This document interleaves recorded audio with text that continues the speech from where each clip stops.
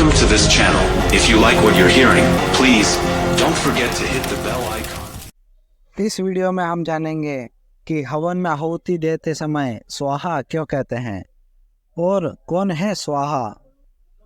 अग्निदेव की दायिका शक्ति है स्वाहा। अग्निदेव में जो जलाने की तेज रूपा दायिका शक्ति है, वह देवी स्वाहा का सूक्ष्म रूप है।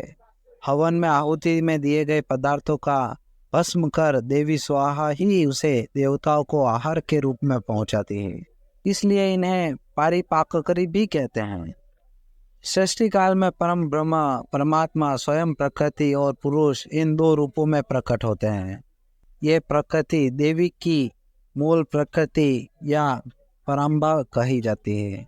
ये आदिशक्ति अनेक लीला रूप धारण करती है। इन्हीं के एक अंश से देवी स्वाहा का प्रादुर्भाव हुआ, जो यज्ञ भाग ग्रहण कर देवता का पोषण करती है। अतः स्वाहा के बिना देवता को भोजन नहीं मिलता। यह बात सृष्टि के आरंभ की है।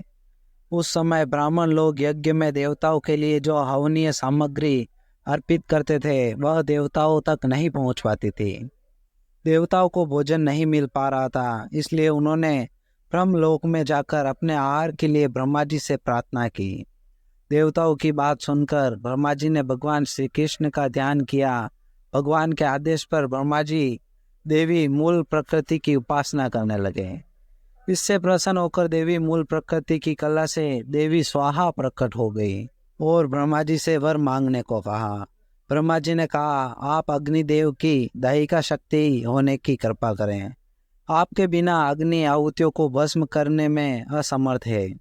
आप अग्निदेव की गृह स्वामिनी बनकर लोक पर उपकार करें।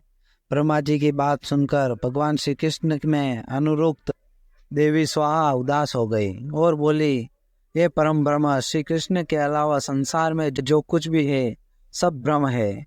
तुम जगत की रक्षा करते हो। शंकर ने मृत्यु पर विजय प्राप्त की है। शेषनाग संपूर्ण विश्व को धारण करते हैं। गणेश सभी देवताओं में अग्र पूज्य है। यह सब उन भगवान श्री कृष्ण की उपासना का ही फल है। यह कहकर वे भगवान श्री कृष्ण को प्राप्त करने के लिए तपस्या करने चले गए और वर्षों तक एक पैर पर खड़े होकर उन्होंने तप किया। उनकी तपस्या से प्रसन्न होकर भगवान श्री कृष्ण प्रकट हो गए। देवी स्वाहा के तप के अभिप्राय को जानकर भगवान श्री कृष्ण ने कहा, तुम वाहार कल्प में मेरी प्रिया बनोगी और तुम्हारा नाम नाग्नजीति होगा। राजा नग्नजीत तुम्हारे पिता होंगे। इस समय तुम दायिका शक्ति से संपन्न होकर अग्निदेव की पत्नी बनो और देवताओं को संतप्त करो। मेरे वरदान से तुम मंत्रों का अंग बनकर पूजा प्राप्त करोगे।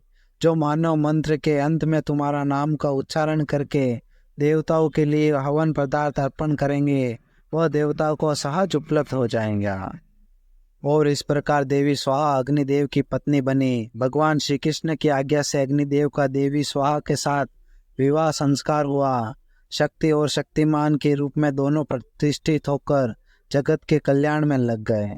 तब से ऋषि मुनि और ब्राह्मण मंत्रों के साथ स्वाहा का उच्चारण करके अग्नि में आहुति देने लगे और वह द्रव्य पदार्थ देवताओं को आहार के रूप में प्राप्त होने लगा। और जो मनुष्य स्वाहा के साथ मंत्र का उच्चारण करता है, उसे मंत्र पढ़ने मात्र से ही सिद्धि प्राप्त हो जाती है। और स्वाहा के बिना कोई मंत्र से किया हुआ हवन भी कभी सफल नहीं होता और इसका कोई फल नहीं मिलता। तो कैसी लगी हमारी यह जानकारी? अगर अच्छी लगी हो तो वीडियो को लाइक करके चैनल को सब्सक्राइब जरूर कर दें। धन्यवाद। जय श्री कृष्ण, जय सिया राम।